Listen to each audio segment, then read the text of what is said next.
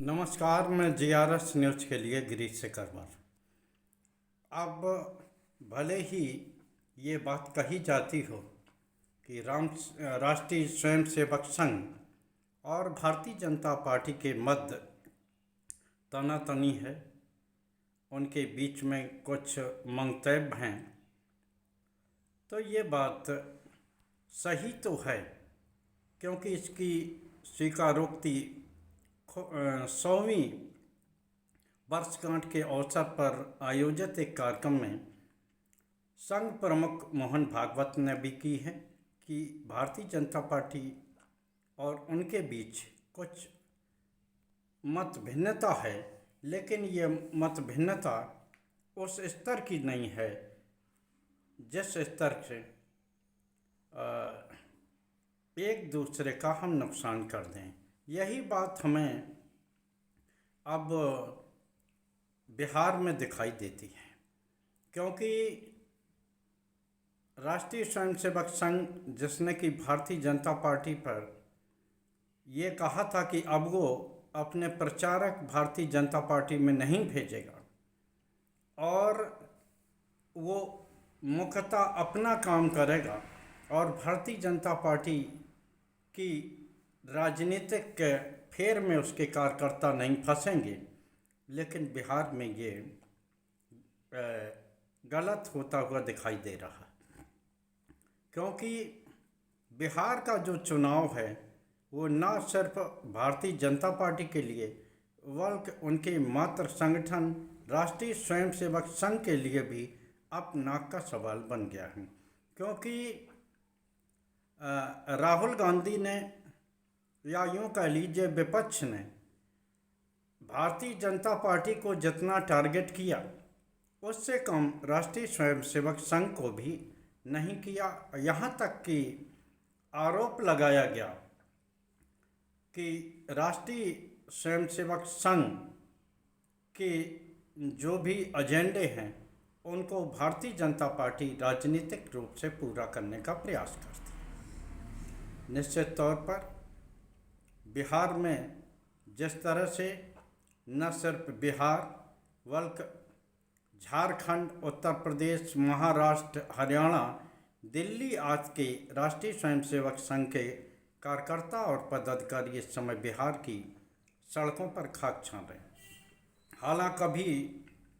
चुनाव की तिथियां घोषित नहीं हुई, लेकिन जिस तरह से वोट अधिकार यात्रा के माध्यम से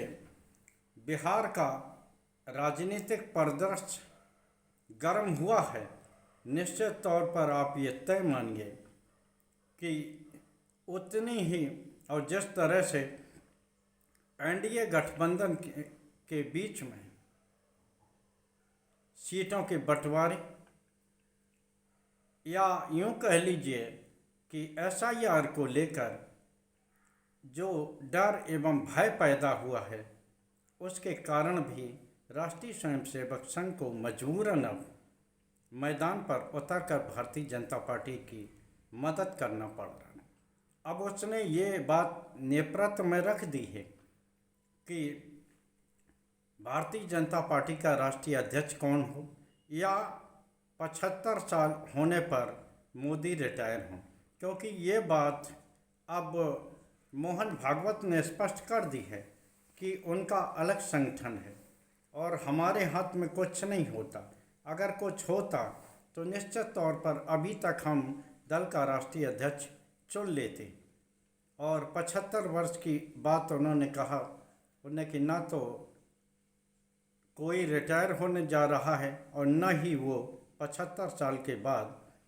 अपना रिटायरमेंट लेंगे। यानी कि अब परेशानी आने पर जिस प्रकार दुश्मन तक एक जगह बैठने को विवश होते हैं,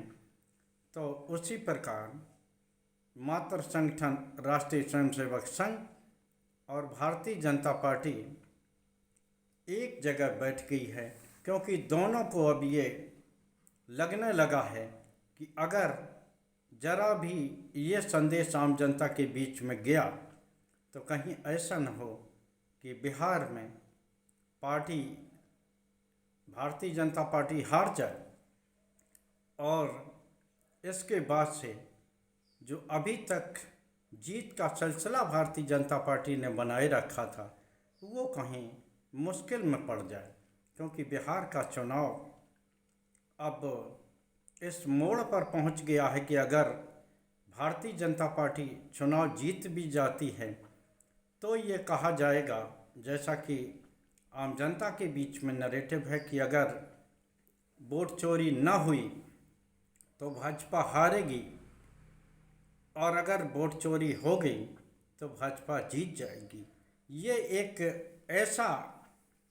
नैरेटिव अगर आम जनता के बीच में बैठता है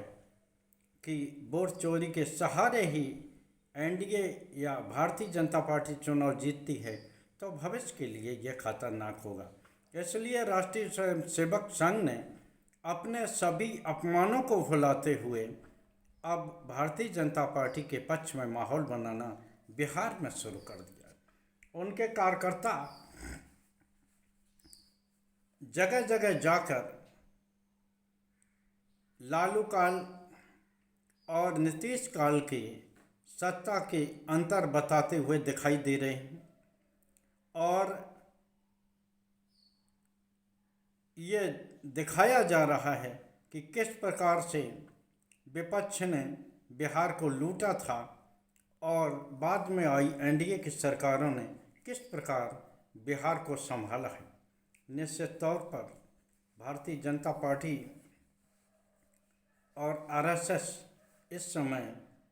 वैचारिक मतभिन्नता के बावजूद भी मिलकर चलने को विवश इसीलिए हुए हैं क्योंकि बिहार के चुनाव पर ही न सिर्फ